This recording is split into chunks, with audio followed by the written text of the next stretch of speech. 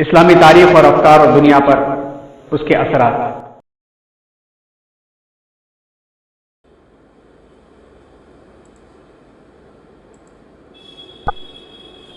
بسم اللہ الرحمن الرحیم، الحمدللہ رب العالمین والصلاة والسلام علی محمد وآلہ واصحابہ اجمعین۔ عالم اسلام میں 12ویں صدی عیسوی میں جو اہم واقعات پیش آئے، ان واقعات کا تذکرہ پچھلی نشستوں میں آپ کے سامنے ہوا کہ کس طرح سے صلیبی جنگیں میدان سے ہٹ کر کے قلم کے میدان کی طرف مڑ گئی، اور 12ویں صدی کے اندر کس طرح بیت المقدس واپس آیا اور سلطان صلاح الدین ایوبی تن تنہا کھڑے ہو کر کے عالم اسلام کی انہوں نے حفاظت کی۔ جب 13ویں صدی کا دور آیا تو 13ویں صدی میں اسلامک ورلڈ یعنی عالم اسلام کو آپس کی پھر سے لڑائیوں کے سبب منگولین تباہی کا سامنا کرنا پڑا۔ جانوں کا نقصان تو ہوا، لیکن منگولین حملوں کی وجہ سے علمی نقصان بہت ہوا۔ جب وہ تذکرہ آیا تھا تو اس وقت یہ بات بھی تھی، اور مولانا علی میاں صاحب رحمۃ اللہ علیہ نے تاریخ دعوت و عزیمت میں بڑے فکری انداز میں انہوں نے لکھا بھی ہے کہ چونکہ ایک وحشی قوم تھی، اور اس وحشی قوم کی نظر میں علم اور تعلیم کا کوئی مطلب تھا نہیں اس وقت تک، جب تک کہ انہوں نے عالم اسلام میں آ کے چیزوں کو دیکھا نہیں۔ ان کو گردنیں کاٹنا اور کھوپڑیاں اکٹھا کرنا اور کو دیواروں پہ چپکا کر کے عمارت بنانا یا اس کے ٹاور بنانا، یہی ان کے لیے سب سے بڑی ترقی اور سب سے بڑی ایڈوانس ہونے کی علامت ہوتی تھی ان کے۔ تو بغداد میں جب یہ داخل ہوئے، چاہے وہ چنگیز خان کے ساتھ داخل ہوئے ہوں یا بعد میں 1258 میں ہلاکو خان کے ساتھ داخل ہوئے ہوں، انہوں نے وہاں داخل ہونے کے بعد پہلے تو جی بھر کے خون کی پیاس بجھائی۔ جب اس کے بعد لوٹ پاٹ پہ آئے تو لوٹنے میں سونے چاندی جواہرات تو لوٹے ہی انہوں نے، مگر جتنی بھی تحریریں تھی، ریسرچ تھی، دارالترجمہ بغداد تھا، وہ کتابیں جن کو خریدنے کے لیے المامون نے سونے کے بھاؤ اسے خریدا تھا کہ کتاب رکھ دو، ادھر سونا رکھ دو، جتنا ہوتا ہے کتاب کے برابر سونا لے جاؤ۔ وہ تمام کی تمام کتابیں جو انک سے سیاہی سے لکھی گئی تھی اٹھا کر کے دریائے دجلہ میں ڈال دی گئی۔ وہ دریا شروع میں 3 دن خون سے لال رہا، اور اس کے بعد ہفتوں وہ انک اور سیاہی سے سیاہ پڑ گیا۔ ہزاروں وہ ریسرچ جن کے بارے میں جب ہم کتابوں میں جاتے ہیں، جن کتابوں میں ان کا حوالہ ہے، اور جن کتابوں میں آج سے 1000 سال پہلے یہ تذکرے ملتے ہیں، جس کو آج لیٹسٹ ٹیکنالوجی استعمال کر رہی ہے، اس کو تلاشتے ہیں تو کہیں وہ کتابیں ملتی نہیں، اس لیے کہ وہ ناپید ہو گئی۔ یہ ساری کی ساری چیزیں عالم اسلام میں 13ویں صدی میں ہوئی، لیکن 13ویں صدی جاتے جاتے خلافت عثمانیہ یا سلطنت عثمانیہ کا قیام جب ہوا تو 1000 سال تک پھر سے عالم اسلام کو اپنی کھوئی ہوئی چیزوں کو واپس لینے کا موقع ملا۔ اس جگہ پہ یہ بات بھی اپنے ذہن میں رکھیں ہم کہ اللہ تبارک و تعالیٰ قوموں کے عروج و زوال کے اندر ناموں اور سلسلوں کے اوپر نہیں جاتے۔ اللہ کے نظام کے اندر یہ بات ہم سب دیکھ سکتے ہیں، قرآن مجید میں اس کا تذکرہ بھی ہے کہ اللہ ایام کو پھیرتے رہتے ہیں۔ من جد وجد عربی مقولہ ہے، جو محنت کرتا ہے وہ پاتا ہے، اور یہ عام مشہور مقولہ ہے، پراورب کی طرح سے اردو میں بھی استعمال ہوتا ہے، جو سوتا ہے وہ کھوتا ہے۔ خلافت عباسیہ کا جو سلسلہ تھا وہ عربوں سے جڑا ہوا تھا، لیکن خلافت عثمانیہ کا جو سلسلہ تھا تو انہی وحشی تاتاریوں کے ہی قبیلوں سے جڑا ہوا تھا، جن کو بود باش سویلائزیشن اور کلچر سے کوئی مطلب نہیں تھا۔ لیکن ان کا دامن اسلام میں آ کر کے دنیا کا سب سے بڑا کلچر دینے کا نمونہ بن جانا اس بات کی دلیل اور سچائی ہے کہ سچائی اپنی جگہ پہ باقی رہتی ہے، گرچہ اس کے اوپر دھول اور اس کے اوپر گندگی پڑ جائے، مگر سچائی میٹا نہیں کرتی۔ اسلام ایک حقیقت ہے، اسلام ایک حقیقت ایک شمع حقیقت ہے تو ناداں، باطل کی ہوا اس کو بجھا ہی نہیں سکتی، کیوں دیتا ہے خطرے کی دہائی سر محفل، خطرے میں کبھی حقیقت کبھی آ ہی نہیں سکتی، حقیقت چھپ نہیں سکتی، بناوٹ کے اصولوں سے خوشبو آ نہیں سکتی کاغذ کے پھولوں سے۔ گرچہ شاعر نے اس کا جواب بھی دیا کہ حقیقت چھپ بھی سکتی ہے، گر آپس میں میل ہو، خوشبو آ بھی سکتی ہے گر کاغذ پہ تیل ہو، لیکن بناوٹی تیل کچھ دنوں کے بعد مٹ جایا کرتا ہے اور اتحاد بھی پارا پارا ہو جایا کرتا ہے، حقیقت اپنی جگہ پہ آ جاتی۔ ترکوں کی 1000 سال کی خدمت اور 3 بر اعظموں پر، کانٹیننٹلز کے اوپر ان کی حکمرانی اس بات کو ثابت کرتی ہے کہ سچائی یعنی جو اصل محور ہوتا ہے، اصل سورس ہوتا ہے، اس سورس سے جو جڑے گا وہ جا کر کے چمک پڑ جائے گا۔ اسی کو دیکھ کر کے اندازہ ہوتا ہے کہ موجودہ حالات جو ہمیں دکھا رہے ہیں وہ بتا رہے ہیں، ان حالات اور کے اندر جب یہ حقیقت ہے، سچائی ہے کہ پورے عالم میں امن و امان اور اسلام کا غلبہ ہوگا، تو حالات یہ بتا رہے ہیں کہ شاید یہ قومیں نہیں رہیں گی۔ واللہ عالم، دعویٰ کوئی شخص نہیں کر سکتا، اللہ تو کسی سے بھی کام لے سکتے ہیں، لیکن پچھلی تاریخ کو اگر غور کیا جائے تو لگتا یہ ہے کہ اپنے معمولات اور اپنی تن آسانیوں اور اپنی عیش پرستیوں کی وجہ سے یہ عالم عرب اور یہ حضرات تو نہیں ہوں گے، کہیں نہ کہیں اور سے انقلاب اٹھے گا اور اللہ تبارک و تعالیٰ پورے عالم اسلام کے اندر امن و امان اور محبت کی ہوا اسلام کے دامن سے چلائیں گے۔ کوئی بھی ہو سکتا ہے، کوئی سوچ سکتا تھا سن 1225 سے لے کر کے 1258 کے درمیان میں کہ اگر کوئی اس وقت کھڑا یا بیٹھا محاضرہ دے رہا ہوتا اور کوئی کہتا کہ آپ مت گھبراؤ، یہی تاتاری ہیں جو عالم اسلام کی حفاظت کریں گے اور حرمین شریفین کا لقب ملے گا، حرمین شریفین کے خادم ہونے کا لقب ملے گا، تو ہم لوگ مذاق اڑاتے کہ یہ ظالم اور وحشی جن کے لیے سوائے بددعائیں کے کچھ نہیں نکلی۔ تصور کیجئے آج جس جگہ پہ ہم بیٹھے ہوئے ہیں، جن مقامات پر رہ کر کے ہم اکثریت میں سے چند فیصد لوگوں کے مسائل کو لے کر کے جھیل رہے ہیں، اور جس طرح سے وہ تہ میں سازشوں پہ سازشیں کر رہے ہیں، ان کو ایک طرف رکھا جائے اور ایک طرف جو ہے چنگیز خان اور ہلاکو خان اور اس سے جڑی ہوئی قوموں کا رکھا جائے، تو ظلم و بربریت میں، ظاہری ظلم و بربریت میں وہ بہت فائق ہو جائیں گے، ان کو بھی کم نہیں کہا جا سکتا۔ ظاہری ظلم و بربریت میں وہ بہت فائق ہو جائیں گے کہ انہوں نے جس طرح سے ماؤں کے پیٹ کو چیر کر کے بچوں کو نکال کر کے نیزے کے اوپر لہرایا اور مزے جو کیے، اس وقت کوئی سوچ نہیں سکتا تھا کہ یہ صورتحال ہوگی۔ اللہ تبارک و تعالیٰ کا نظام ہے، اللہ تعالیٰ کے ایسے نظاموں کو لے کر کے آتے۔ یہی وجہ ہے کہ قرآن مجید کے اندر اللہ تعالیٰ نے بار بار دہرا کر کے ہمیں خبردار کیا ہے، اور کبھی کبھی براہ راست، لیکن اکثر اللہ نے ایسے مخاطب کیا ہے جیسے ایک بہت ہی شفیق محبت کرنے والا باپ اپنی سب سے محبوب اولاد کو ڈراتا ہے تو ڈائریکٹ نہیں ڈراتا ہے۔ ایک محبت کرنے والا شخص اپنے سب سے بڑے محبوب کو براہ راست نہیں کرتا ہے کہ تم نے یہ نہیں کیا تو تمہارا وہ ہو جائے گا، وہ کہتا ہے کہ فلاں نے ایسا عمل کیا جس کی وجہ سے وہ ہوا۔ جیسا سورہ بنی اسرائیل کو دیکھے تو اندازہ ہوتا کہ اللہ تبارک و تعالیٰ اس امت سے کس قدر محبت فرماتے ہیں، اور اللہ تعالیٰ نے قرآن میں اکثر جگہوں پر ڈائریکٹ نہیں انڈائریکٹ ہمیں اور آپ کو میسج دیا ہے، جس میں ایک آیت آپ کو بار بار پڑھ کے ہم سناتے ہیں اور بلکہ یہ درخواست بھی کرتے ہیں کہ اس پر نظر کریں تو آج کے حالات ہمارے سامنے کھل کر کے آ جائیں گے۔ اس کا نام ہے سورہ بنی اسرائیل۔ اللہ تعالیٰ نے یہودیوں کی بڑی مثال دی۔ کیا مقصد تھا؟ کیا 1.5 کروڑ یہودیوں کو بتانا تھا کہ تم نے ایسا کیا؟ ساری انسانیت اور انسانیت میں سب سے پہلے جن کے قرآن جن کے لیے براہ راست جنہوں نے قبول کیا ہے اس کو پیغام دینے کے لیے تھا۔ فَإِذَا جَاءَ وَعْدُ أُولَاهُمَا بَعَثْنَا عَلَيْكُمْ عِبَادًا لَنَا أُولِي بَأْسٍ شَدِيدٍ فَجَاسُوا خِلَالَ الدِّيَارِ۔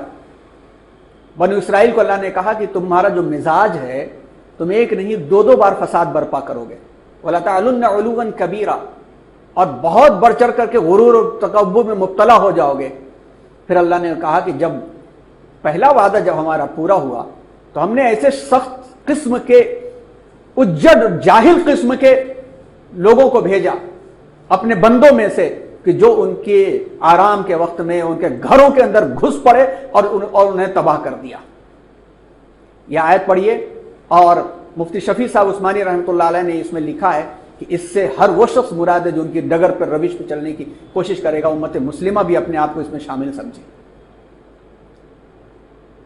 تو یہ جو عثمانی خلافت کا تذکرہ جب ہم لوگ پڑھتے ہیں تو اس خلافت کے تذکرے میں یہ ساری کی ساری تصویریں پھر پھر کر کے ہمارے سامنے آ جاتی، اور قرآن کا وہ پیارا انداز بھی آ جاتا ہے کہ اللہ کتنی محبت کرتے ہیں اس امت سے کہ اس طرح سے اللہ تبارک و تعالیٰ اہم ترین چیز کو بھی اللہ تبارک و تعالیٰ براہ راست نہیں بلکہ اشارتاً کنایتاً ہمارے سامنے پیش کر رہے ہیں کہ اپنے مزاج اور اپنے انداز کو سنبھال لو، اور نہیں تو وَإِن تَتَوَلَّوْا يَسْتَبْدِلْ قَوْمًا غَيْرَكُمْ ثُمَّ لَا يَكُونُوا أَمْثَالَكُمْ، کہ تم دیکھو اگر تم نے اپنے آپ کو اس کرسی کے لائق نہیں بنا کر کے رکھا، اپنی قابلیت میں وہ اضافہ نہیں کیا، تو ہم تمہیں ہٹا کر کے کسی اور کو لا کر کے بٹھا دیں گے۔ اور قرآن کی اللہ الصمد والی آیت بار بار اس بات کا اعلان کر رہی ہے کہ اللہ محتاج نہیں ہے تمہارے سجدوں اور تمہارے ناموں اور تمہاری نسبتوں کا، وہ نرادھار ہے، کسی کے اوپر اس کا آدھار ہی نہیں ہے، وہ ڈیپینڈ نہیں ہے، وہ بے نیاز ہے۔ ان تذکروں کے اندر جب ہم لوگوں نے یہ دیکھا تھا کہ عثمانی دور کا آغاز کب سے ہوا، اور ارطغرل سے لے کر کے پھر جب عثمان خان ان کے بیٹے نے حکومت کو قائم کیا، تو اس کے بعد سے 1288 سے 1299 سے لے کر کے 1924 کے درمیان کے دور کو 3 حصوں میں ہم لوگوں نے تقسیم کیا۔ پہلے حصے کا تذکرہ پچھلے ہفتے آپ کے سامنے آیا، آج دوسرے ہفتے کا تذکرہ آپ کے سامنے آئے گا انشاءاللہ، کہ جب ابتدائی لوگوں کی محنتیں اچھی ہوتی، جو شخص محبت سے بیج بوتا ہے اور اس بیج کی حفاظت کرنے کے لیے اپنے آپ کو قربان کرتا ہے، تو اس کی قربانیاں نہیں دکھتی، وہ تناور درخت پورے معاشرے کو، پورے علاقے کو، پورے سماج کو جو ہے سایہ دیتا ہے۔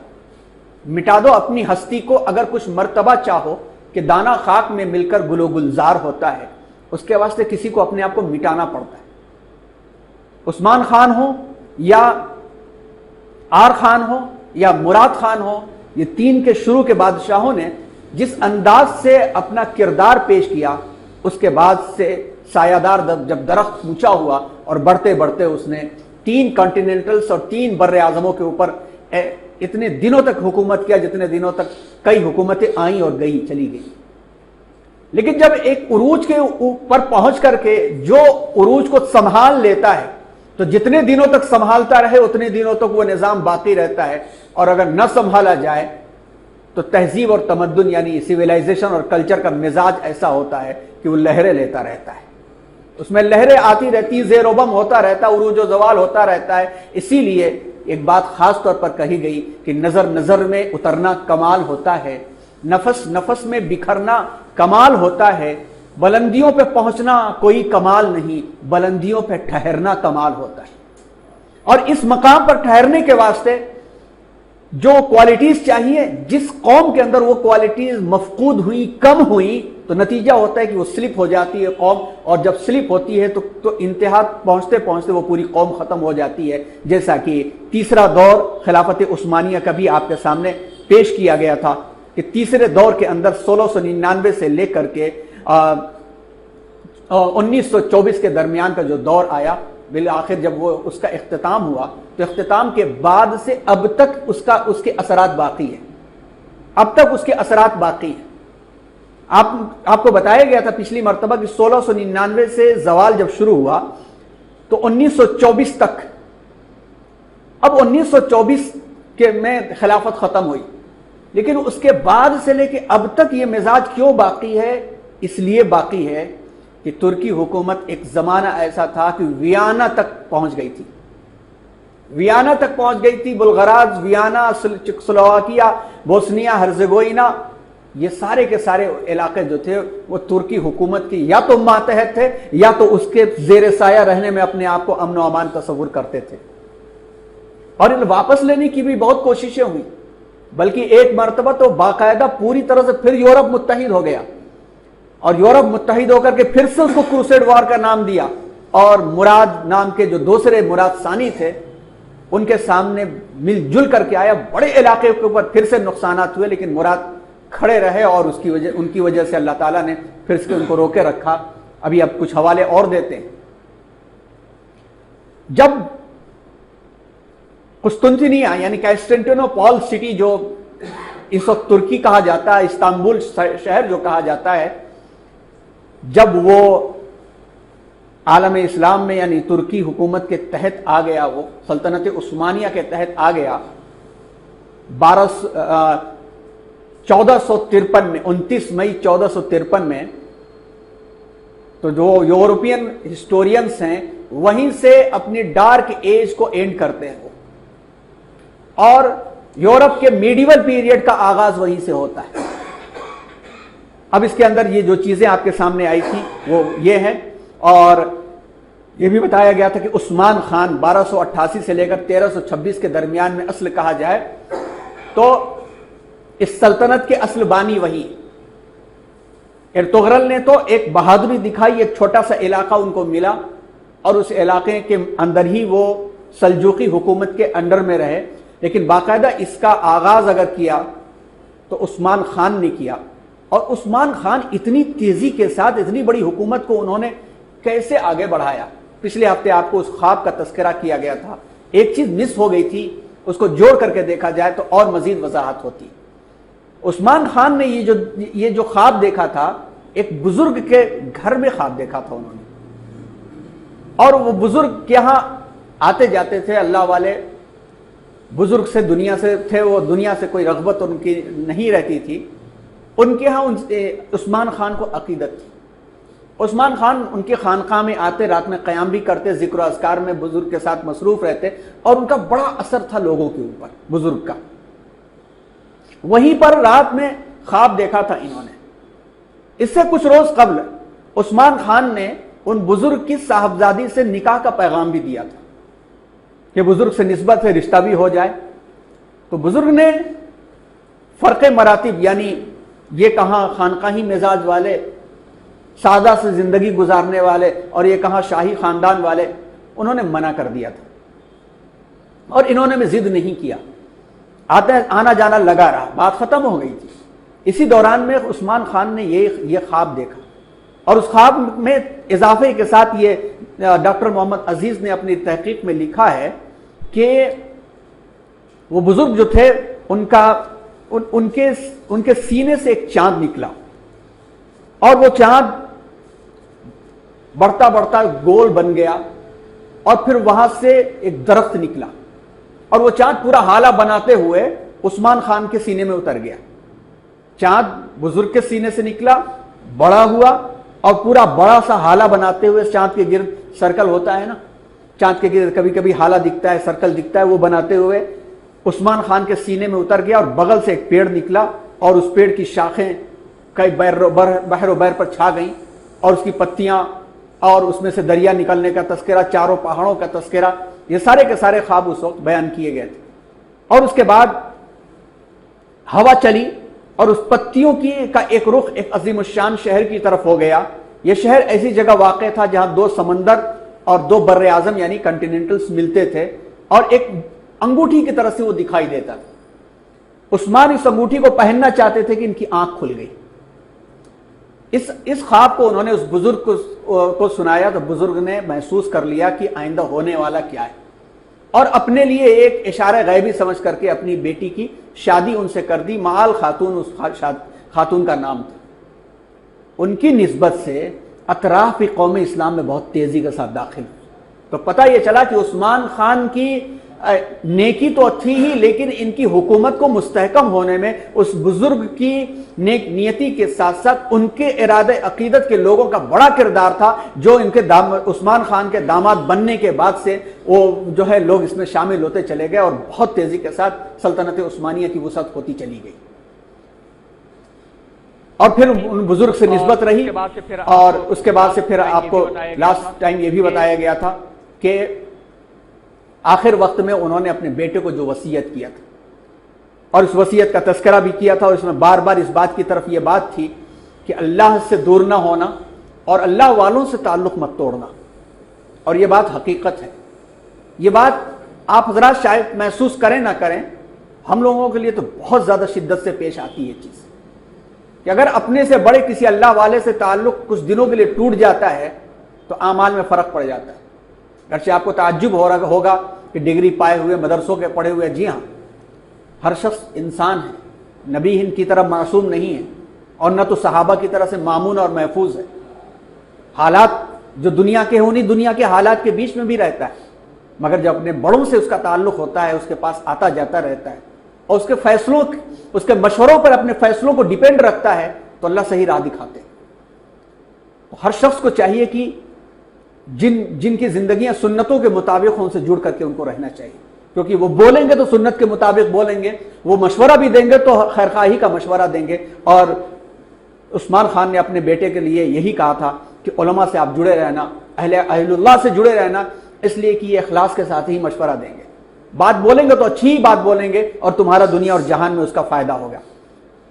علماء کی وصیت کا خاص طور پر خیال رکھنے کے لیے کہا تھا، اور اس وصیت کے بعد آر خان 1326 سے لے کر کے 1362 کے درمیان میں آر خان غازی کے نام سے سلطنت عثمانیہ کے دوسرے فرمانروا بنے تھے۔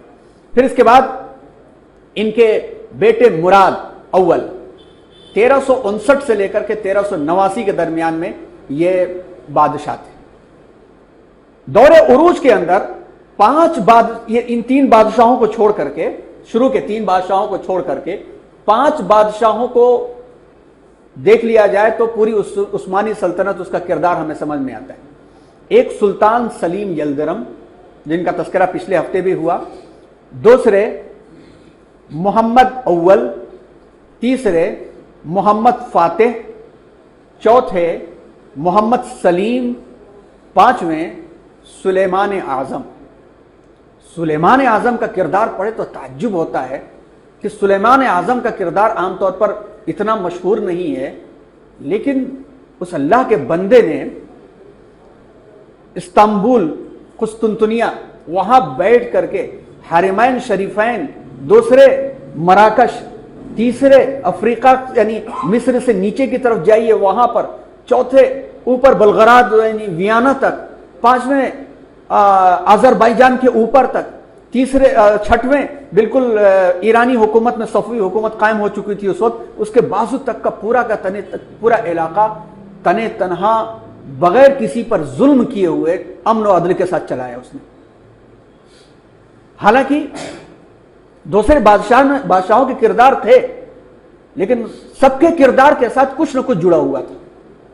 کسی کا بھائیوں کو قتل کرنا جڑا ہوا تھا، کسی کی زندگی میں ایک موقع ایسا آیا تھا کہ وہ اسلام کے عملی طور پر جو ہے وہ فسق کا فسوق کا شکار بھی ہوا تھا۔ یہ چیزیں جڑی ہوئی تھی، لیکن سلیمان اعظم نے جو قانون بنایا تو اس کی وجہ سے آج بھی سلیمان قانونی کے نام سے اس کو جانا جاتا ہے ترکی کے اندر۔ اور جو قانون نامہ مرتب کیا، اس قانون نامہ کی ترتیب کے بعد سے صرف ایک جھلک دیکھیے کہ حکومت کی جو تقسیم کیا تھا انہوں نے 21 صوبے بنائے تھے اپنی حکومت میں، اور یہ 21 صوبے ایسے نہیں کہ چھوٹا سا ایک صوبہ ہے، بلکہ اب دیکھا جائے تو ایک ایک صوبے کے اندر بعض وقت میں 2 حکومتیں قائم ہیں۔ رومیلیا، مقدونیہ، تھریسیا، پائرس، ایلیریا، ولامیشیا، میسیا، یہ سارے کے سارے حکومتیں اس وقت ہیں، صرف جو ہے رومیلیا کے صوبے کے اندر تھی۔ مجمع الزائر، بحیر روم، اور یہ سارے کے سارے علاقے، الجزائر الگ، ٹریپولی، طرابلس، ادفن جس میں ہنگری اور اس کے اطراف کے علاقے، اور اسی طرح سے تیموساریا، ٹرانسلونیا اور ہنگری وغیرہ کے پورے علاقے، اناطولیا، مائنر ایشیا کا پورا علاقہ، کرمانیہ، روم، سیواس، اماسیا اور اس قسم کے پورے علاقے، سولقدر سے ملاٹیا، سموسیا، البستان اور اس کے علاوہ کوہ طور کے آس پاس کے پورے علاقے، طرابزان، دیار بکر، حلب، مصر، مکہ، مدینہ، حجاز، یمن، عدن، بغداد، موصل، بصرہ، اس طرح سے لے لیا جائے تو 20-21 جو یہ نام ملتے ہیں، ان ناموں کے اندر بھی چھوٹی یعنی گویا صحیح طریقے سے کہا جائے تو 50 کے قریب حکومتوں کو تنے تنہا شخص نے سنبھالا تھا، تنے تنہا کے شخص کو سنبھالا تھا۔ اور عثمانی سلطنتوں کے لوگوں کی تعداد صرف 1.5 کروڑ تھی، ان کے خاندان یعنی ترکی جو لوگ تھے صرف 1.5 کروڑ لوگ تھے، اور 50 کے قریب ملکوں کو سنبھال رکھا تھا انہوں نے۔ سلطان سلیم یلدرم سے بات کا آغاز ہوتا ہے کہ جب مراد کے بعد سلطان سلیم یلدرم ایک ٹھوس اور مستحکم حکومت تو بن گئی تھی، जैसा कि आप देखते हैं कि हुकूमत जो है यहाँ तक पहुँच रही थी, ये इस्तांबुल के पास जो है ये डेरा डाले हुए थे कि कुस्तुनतुनिया को हम फतह करेंगे और आलम इस्लाम यहाँ तक पहुँचाएंगे। ये पूरा का पूरा उस वक्त इलाका जो था ये सुल्तान उस्मानी सल्तनत के अंडर में आ चुका था। लेकिन तैमूर की आंधी उठी और इस तैमूर की आंधी ने इनको यहाँ से वापस आने पर मजबूर कर दिया और ये तैमूर से हार गए। और तैमूर ने इनको पूरी जिंदगी अपने साथ लिए फिरता रहा। तैमूर, मुअर्रिखीन दो तरह की बातें पेश करते हैं। एक बात पॉजिटिव अप्रोच वाले ये पेश करते हैं कि तैमूर इनको नजरबंद करके अपने साथ साथ लेकर के चलता था। दूसरी ये पेश करते हैं कि पिंजरे में बंद किए रहता था। बहरहाल चाहे पॉजिटिव हो या निगेटिव हो, तैमूर के पास ये कैदी की हैसियत से रहे सलीम यल्दरम और वहीं पर इनका इंतकाल हुआ। एक तरह से लोगों ने यह समझा कि अब जो है सलीम यल्दरम के बाद उस्मानी सल्तनत खत्म हो गई, उस्मानी सल्तनत खत्म हो गई। लेकिन सलीम यल्दरम के बेटे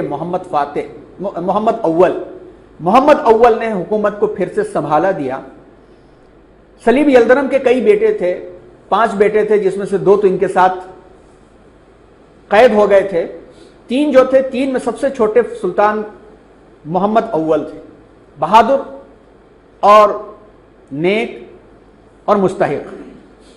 एक भाई मुस्तफ़ा भी थे, एक और भाई थे। तीनों के दरमियान में जंगें रहीं, मगर सुल्तान मोहम्मद अव्वल ने डोमिनेट किया। मुस्तफ़ा के बारे में ये मशहूर हुआ कि एक किसी जंग में मारे गए, ख़त्म हो गए। हालांकि बाद के ज़माने में मुस्तफ़ा नाम के एक शख्स को बाज़ंटाइन हुकूमत ने खड़ा किया और कई मरतबा इनके ज़रिए से जो है वो खिलाफत उस्मानिया पर कब्ज़ा करने की कोशिश भी की। सुल्तान मोहम्मद ने संभाला दिया और सुल्तान मोहम्मद के ज़माने में मुस्तफ़ा नाम का, चाहे वो वही मुस्तफ़ा रहे हो या यूरोप ने खड़ा किया हो, वो मुस्तफ़ा गायब रहे। बाद में सुल्तान मोहम्मद के बेटे मुराद, जब मुराद हाकिम बने, मुराद अव्वल, इनको मुराद सानी कहा जाता है, मुराद अव्वल तो वो थे, दादा थे। मुराद सानी जब हाकिम बने तो इन्होंने भी बहुत अमन व अमान के साथ हुकूमत को आगे बढ़ाया। लेकिन उस वक्त मुस्तफ़ा नाम की किरदार को यूरोप खड़ा कर चुका था और उनको नजरबंद करके तावान लिया करता था। यही असल कह सकते हैं कि मोटिव हुआ कि कुस्तुनतुनिया पर हमला किया जाए, क्योंकि रोमन अंपायर ने मुतालबा शुरू कर दिया था कि जो रकम मिल रही है उसमें इजाफा करो और इनको कम समझा था, जिसके नतीजे में हमला हुआ। ये मुराद सानी जो थे, इन मुराद सानी की एक खुसूसियत ये थी कि चंद साल हुकूमत करके हुकूमत से बेजार हो जाते थे। बड़ी तवील दास्तान है, लेकिन मजे की बात यह है, चंद साल हुकूमत करने के बाद ये बेजार हो गए और बेजार हो गए इनके मिजाज में पैदा हो गया कि बस अल्लाह अल्लाह करके किनारे रहना है, और अपने 14 साल के बेटे को हाकिम बना दिया उन्होंने। 14 साल का वो बेटा जो 11 साल की उम्र में वो महाज पर जा चुका था, और उसी का नाम था मोहम्मद, जो मोहम्मद सानी के नाम से मशहूर हुआ और तारीख के अंदर वो सुल्तान मोहम्मद फातिह के नाम से जाना जाता है। जब 14 साल का वो हुआ तो 14 साल की उम्र में मुराद ने अपने बेटे को हाकिम बनाया और हाकिम बना करके वो किनारा कश हो गए। 14 साल की उम्र का जान करके आसपास की हुकूमतों ने हमला कर दिया और उस वक्त जो है तुर्कों की शिकस्त होने लगी। कई इलाके निकल गए और ईसाई लश्करों ने फायदा उठा करके बड़े इलाकों के अंदर हमले करने शुरू कर दिए। उसी वक्त जो है सलीबी एक इत्तेहाद फिर से हुआ। होनियाडे नाम का एक ऑफिसर और एक कमांडर बहुत मशहूर हुआ, जिसकी वजह से यूरोप के अंदर एक नई जान पैदा हो गई। थोड़ी सी फुतुहात मिली क्योंकि बादशाह किनारे हो चुका था, 14 साल का लड़का संभाल नहीं पा रहा था। तो तुर्कों को यूरोप से निकालने के लिए ये पूरा का पूरा जो इलाका है, ये पूरा का पूरा इलाका, ये इलाका तो फतह नहीं हुआ था, इन इलाकों से निकालने के लिए फिर से सलीबी इत्तेहाद हुआ, जिसमें पोलैंड, हंगरी, वलाचिया, बोस्निया یہ تمام کی تمام حکومتیں اپنی مل کر کے انہوں نے حملہ کیا اور کئی علاقے انہوں نے چھین لیے. پھر سے عوام پہنچی مراد کے پاس, واپس لے کر کے آئی, اور واپس آنے کے بعد سے انہوں نے ان حملوں کو روکا, ان کو پیچھے کیا. صلح ہوئی, اور صلح ہونے کے بعد انہوں نے سوچا کہ اب امن و امان ہو گیا ہے, چلو پھر سے جا کر کے آرام کریں گے. 20-21 سال لڑ چکے ہیں, پھر سے ہم آرام کریں گے جا کر کے. صلح ہوئی, اور صلح کے 1 سال کے بعد سے پھر عیسائیوں نے صلح نامہ توڑ دیا, پھر سے یہ واپس آئے. اور پھر سے واپس آنے کے بعد انہوں نے جو علاقے ان کے چلے گئے تھے واپس آ کر کے انہوں نے چھین لیا, اور چھین کر کے پھر سے یہ کنارہ کشی کی زندگی جا کر کے گزارنے لگے, اور کنارہ کشی کی ہی زندگی میں انہوں نے اپنی مدت پوری کی. اس وقت تک سلطان محمد جو ہے 21 سال کی عمر کے ہو چکے تھے. 21 سال کی عمر میں ان کو بادشاہ بنایا گیا. گبن لکھتا ہے سلطان مراد کی خصوصیات کے بارے میں کہ سلطان مراد نے صرف 49 سال کی عمر پائی تھی, صرف 49 سال کی عمر, اور 30 سال 6 مہینے 8 روز اس نے حکومت کی تھی. تو 30 سال 6 مہینے نکال دیے جائے تو کتنے بچتے ہیں؟ پتہ یہ چلا کہ 18-19 سال کی حکومت میں وہ بادشاہ بنے تھے. 18-19 سال کی عمر میں.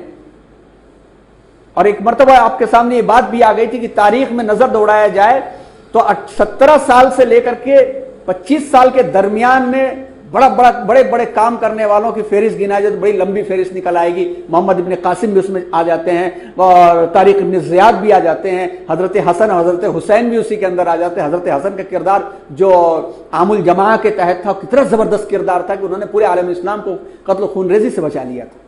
تو 19 سال کی عمر مراد کی جب وہ بنے تھے بادشاہ, اور 21 سال کی عمر جب محمد فاتح نے قسطنطنیہ کو واپس لیا. عادل بادشاہ تھا. اس کے بعد بات آتی ہے سلطان محمد کی.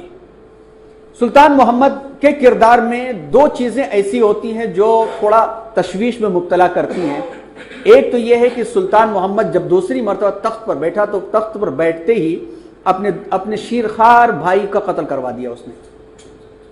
ایک کردار یہ ملتا ہے, واللہ عالم صحیح ہے یا نہیں ہے, کیونکہ اگر ہمارے رسول صلی اللہ علیہ وسلم کی حدیث کا مصداق سلطان محمد ہے تو ممکن نہیں کہ وہ ایسا کردار کیا ہوگا, کیونکہ جو ایسا کردار کرنے والا ہوگا ہمارے آقا صلی اللہ علیہ وسلم, اس کے بارے میں تو یہ بات نہیں کہہ سکتے.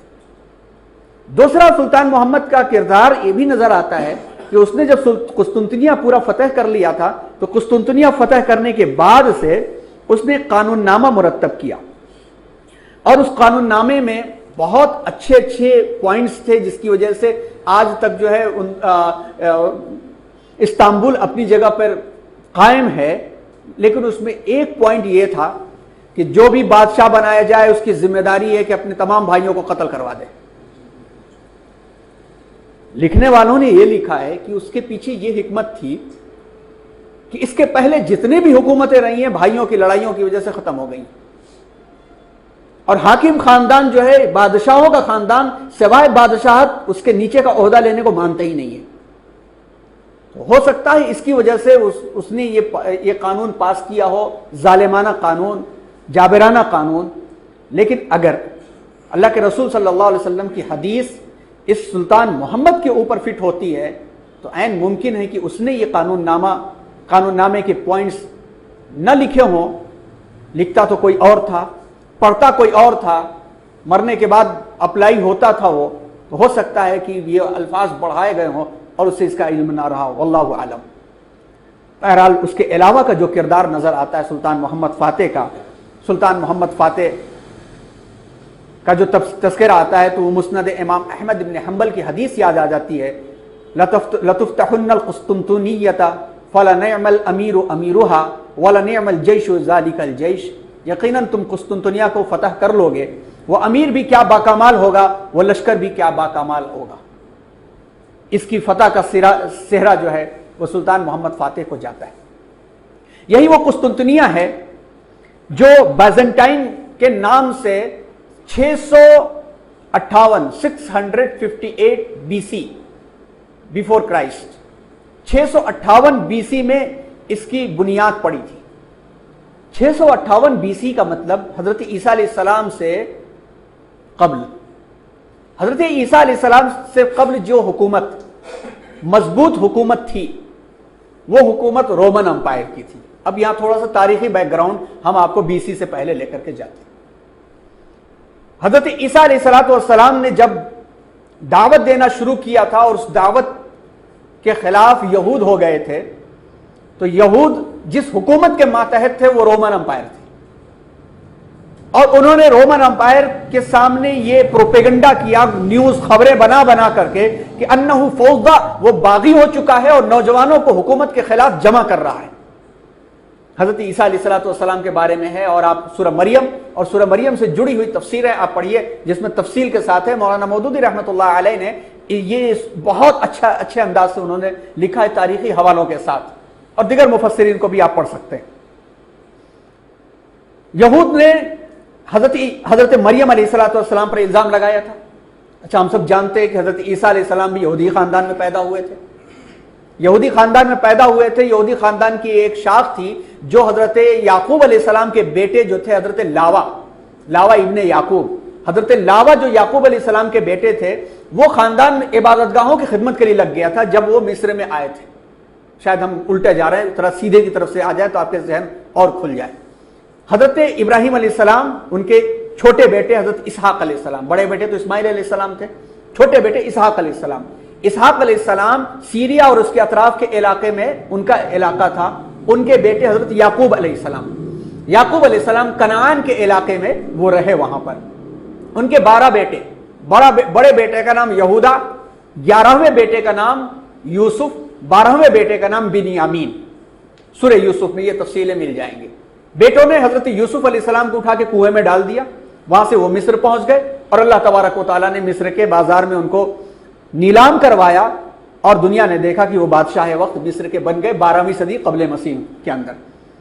قحط سالی کی وجہ سے بھائی لوگ آئے، اور بعد میں حضرت یوسف علیہ السلام جب ظاہر ہو گئے کہ میں ہی یوسف ہوں اور یہ میرا بھائی ہے کہہ کر کے جب ظاہر ہو گئے، تو پھر حضرت یوسف علیہ السلام نے پورے خاندان کو کنعان سے بلا لیا، سارے بھائی اور ان کے بچے سب آ گئے۔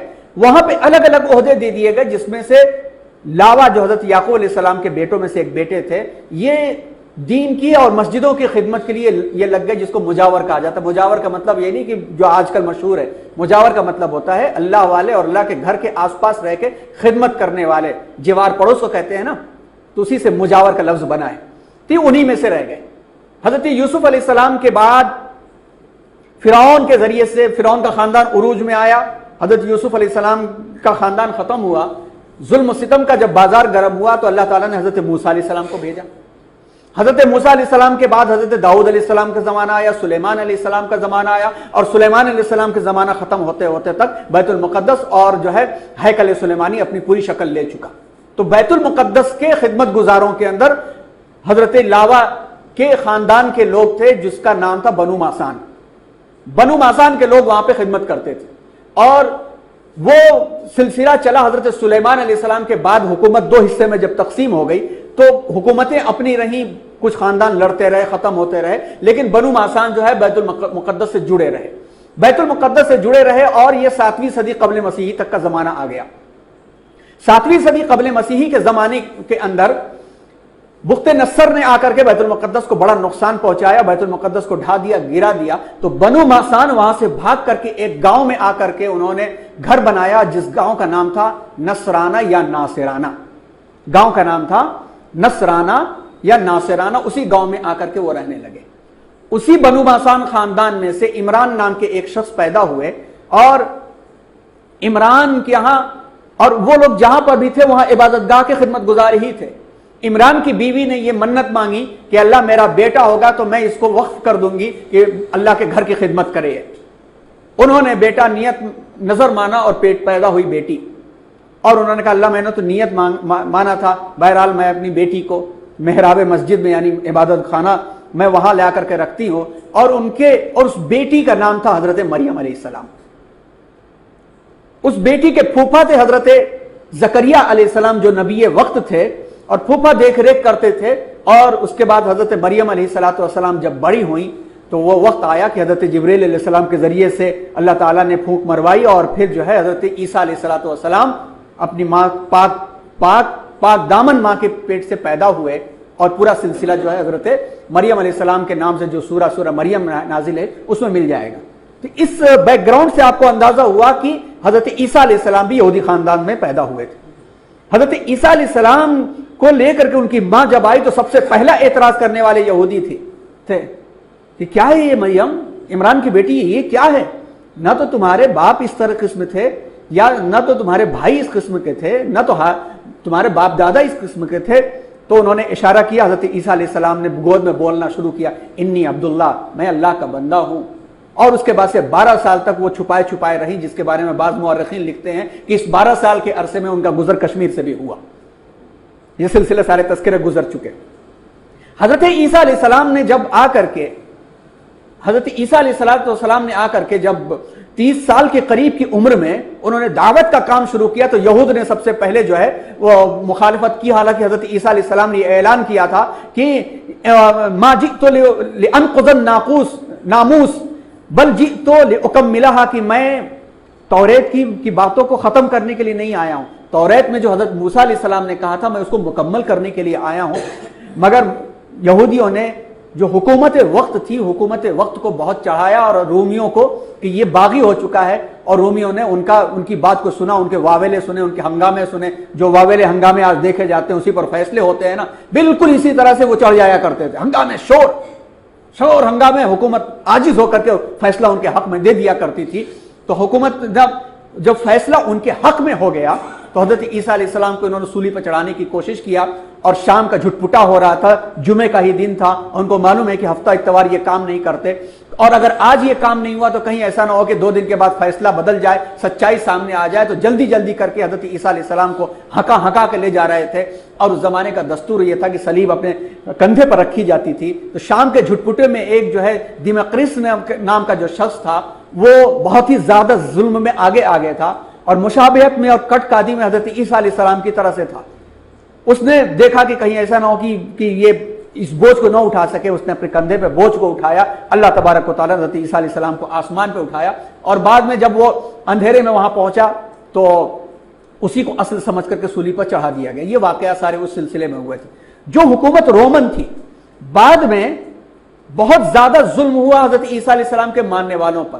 لیکن جب سینٹ پال وجود میں آیا اور سینٹ پال نے آ کر کے عیسائیت کے کانسیپٹ کو بدل دیا, تو رومن امپائر میں سب سے پہلے جو تھا بادشاہ بازنطینین حکومت کا کانسٹینٹینوپل, جو سب سے بڑا گریٹ کانسٹینٹینوپل تھا, اس نے عیسائی حکومت قبول کر لیا. سن 330 عیسوی میں رومی حکومت عیسائی حکومت بن گئی. اور عیسائی حکومت جب بنی تو اس کا پھیلاؤ, اب دیکھیے پھیلاؤ بڑھتا چلا گیا, اور اس کے بعد سے اس کا دائرہ کار 14ویں صدی تک باقی رہا, کبھی کم کبھی زیادہ. رومن شہنشاہ کو کانسٹینٹینو فرسٹ نے اپنا دارالحکومت روم سے اس نے جو ہے بازنٹائن یعنی کانسٹینٹینوپل یعنی قسطنطنیہ میں منتقل کر لیا.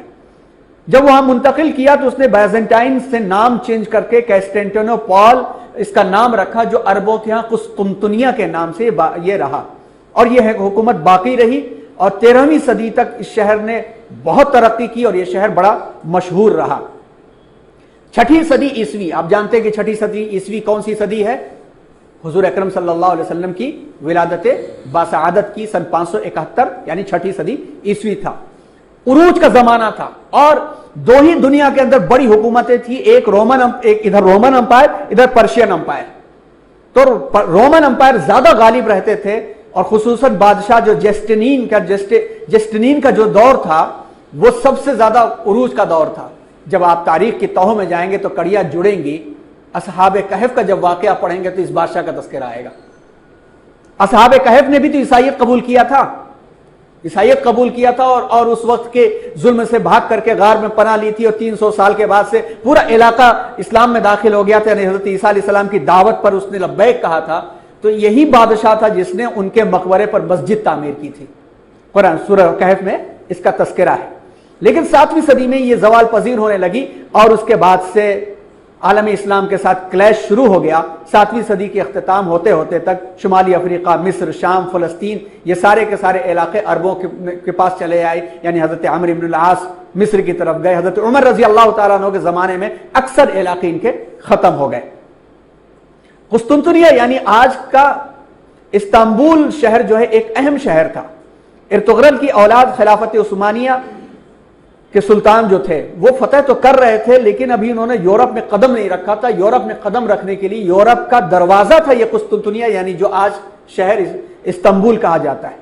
بہت مشہور اس کی فصیل تھی. آپ جانتے ہیں کہ تاریخ میں جنگیں 3 طریقے سے جیتی گئی ہیں.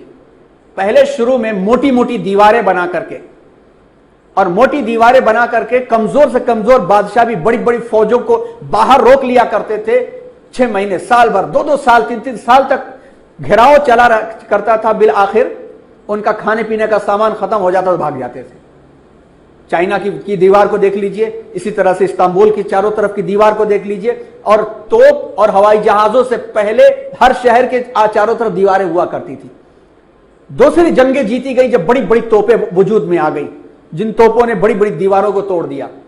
اور تیسری جنگیں جیتی گئی ہوائی جہاز جب وجود میں آ گئے تو یہ سب کا کوئی مطلب ہی نہیں رہا. تو یہ جو استنبول شہر، قسطنطنیہ جو شہر ہے، اس پر تقریباً 30 سے زائد مرتبہ اس پر حملہ ہوا تھا، مگر یہ شہر کبھی 325 عیسوی سے لے کر کے 14ویں صدی عیسوی تک کبھی فتح نہیں ہو سکا تھا. 14 مرتبہ تو مسلمانوں نے کوشش کیا تھا. خاص طور پر جب یہ حدیث جب سنی تھی مسلمانوں نے کہ تم یقیناً قسطنطنیہ فتح کرو گے، تمہارا امیر بھی باکمال امیر ہوگا، وہ لشکر بھی باکمال ہوگا، تو حضرت امیر معاویہ رضی اللہ تعالیٰ عنہ کے زمانے میں پہلا حملہ ہوا تھا، جس میں بڑے بڑے صحابہ بھی گئے تھے. حضرت عبداللہ ابن عباس بھی گئے تھے رضی اللہ عنہم اجمعین، اور وہیں پر حضرت ابو ایوب انصاری رضی اللہ تعالیٰ عنہ بھی گئے تھے، وہیں پر شہید بھی ہوئے، اور ان کا مزار وہاں پہ بنایا گیا تھا. بعد میں محمد فاتح نے جب شہر فتح کیا تو ان کے مزار کو ڈسکور کیا، اور آج تک وہ مزار وہاں پر موجود ہے، حضرت ابو ایوب انصاری رضی اللہ تعالیٰ عنہ کا. تو اموی دور کے اندر بھی کئی بادشاہوں نے، بعد میں بھی بادشاہوں نے، عثمانی سلطنت کے بادشاہوں نے 14 مرتبہ محنتیں کی لیکن کامیاب نہیں ہو سکے. ایک تو دیوار، دوسرے یہ ہے کہ یہ جو اس کا لوکیشن تھا، اس لوکیشن کے سبب اس پر کبھی کامیاب نہیں ہو پاتے تھے.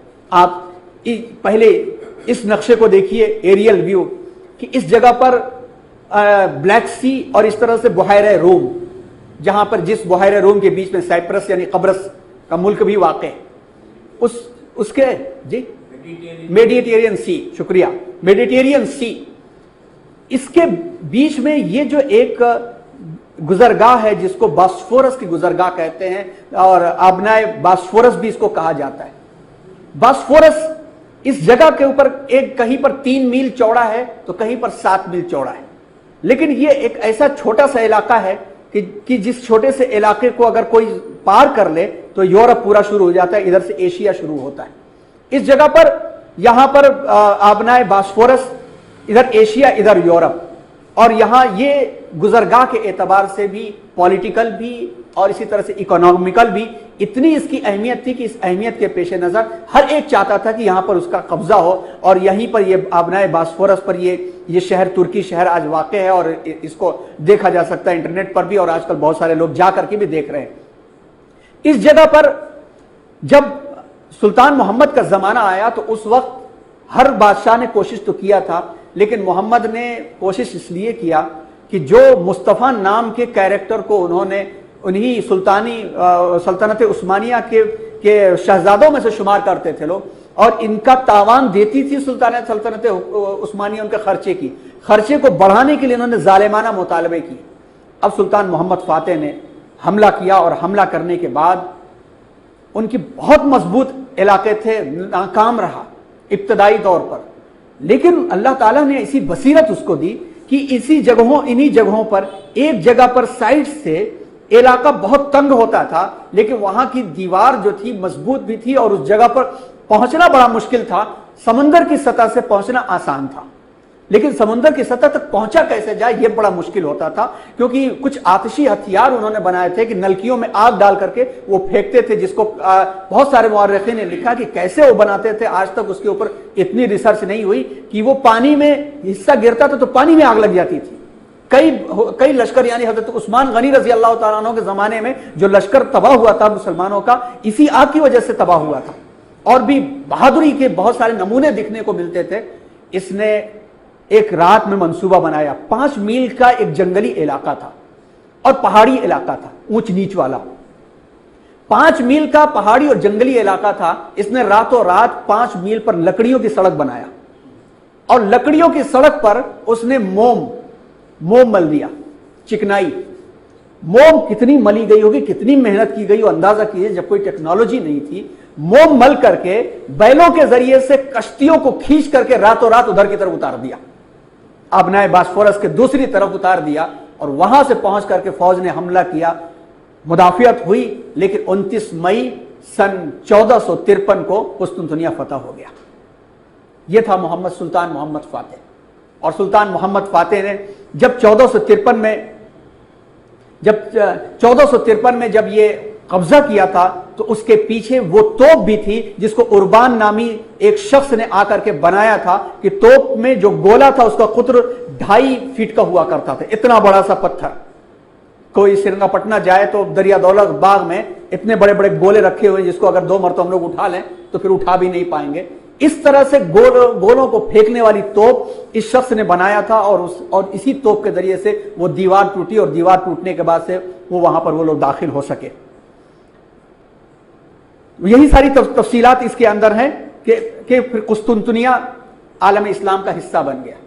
عالم اسلام کا حصہ جب بن گیا تو اس کے بعد یورپ میں بہت آگے تک مسلمان پہنچے, اور آنے والے زمانے میں 2 اور بادشاہوں نے بہت بڑا کردار ادا کیا, جس میں سے سلیم کا نام جو لیا گیا, سلیم ثانی کا نام, اس نے آگے بڑھتے ہوئے مصر, اور مصر سے آگے بڑھتے ہوئے یعنی مملوک حکومت کو بھی ختم کیا. اس کے بعد سے حجاز کی طرف آ کر کے, حجاز میں اس نے جنگ نہیں کی, حجاز میں جنگ کرنا چاہتا تھا, لیکن آپ یہ اللہ کی حکمت دیکھیے کہ جو لشکر بد نیتی سے حجاز کی طرف رخ کرتا ہے وہ تباہ ہو جاتا ہے. یہ نیک نیتی سے آگے جا رہے تھے, تو اسی لشکر میں سے ایک عالم دین نکل کر کے آئے. حالانکہ سلیم کا مزاج یہ تھا کہ اپنے سامنے سنتا نہیں تھا, کسی کو بے وجہ کاٹ دیا کرتا تھا. مگر عالم آئے اور کھڑے ہو کر کے انہوں نے کہا حج کا زمانہ قریب ہے, آپ جو ہے فرمان بھیجیے وہاں کے لوگوں کو, جو شریف مکہ ہیں ان کو فرمان بھیجیے. آپ لوگوں نے یہ سمجھا کہ اب تو یہ گئے, لیکن انہوں نے جرأت کے ساتھ جو بات کہی اس کے دل میں اتر گئی.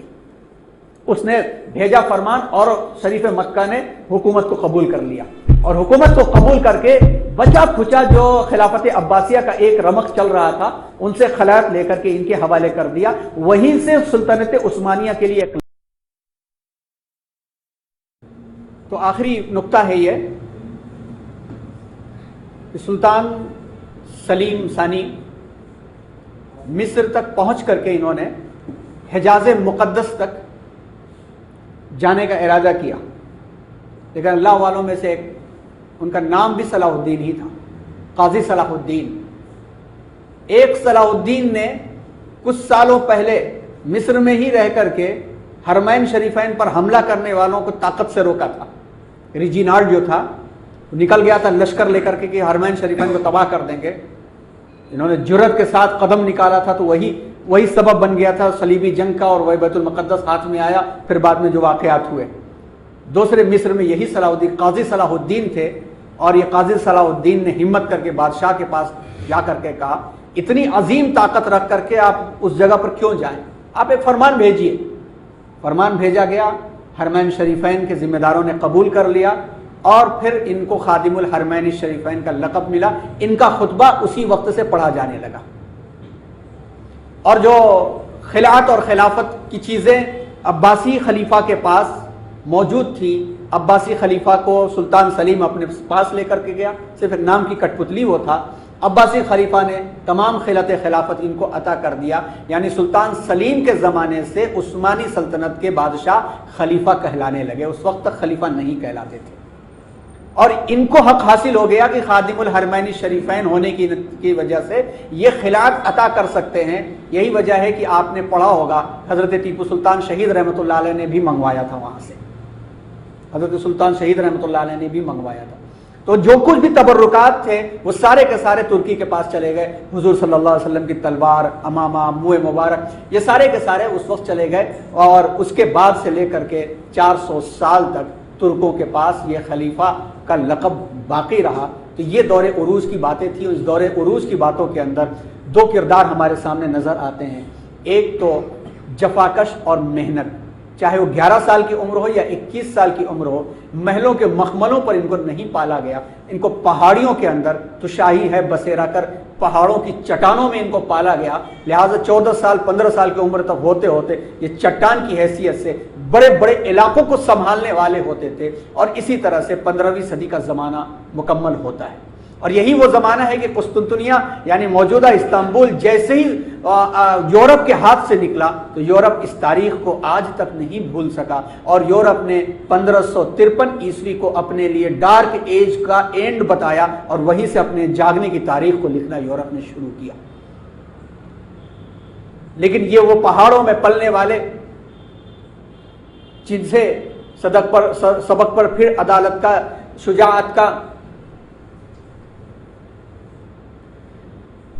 یہ جو تاریخ پڑھنے والے اپنے آپ کو بھولنے لگے تو 16ویں اور 17ویں صدی سے زوال آنا شروع ہوا، اور یہ زوال آیا، اور آ کر کے اس زوال نے کیا کیا گل کھلائے، یہ تمام کی تمام چیزیں اگلے ہفتے یعنی اگلے سیشن میں 4 مئی کو انشاءاللہ آپ کے سامنے آئیں گی، جس میں 3 ٹاپک انشاءاللہ کور کیے جائیں گے کہ سلطنت عثمانیہ کے زوال سے عالم اسلام کا کیا نقصان ہوا۔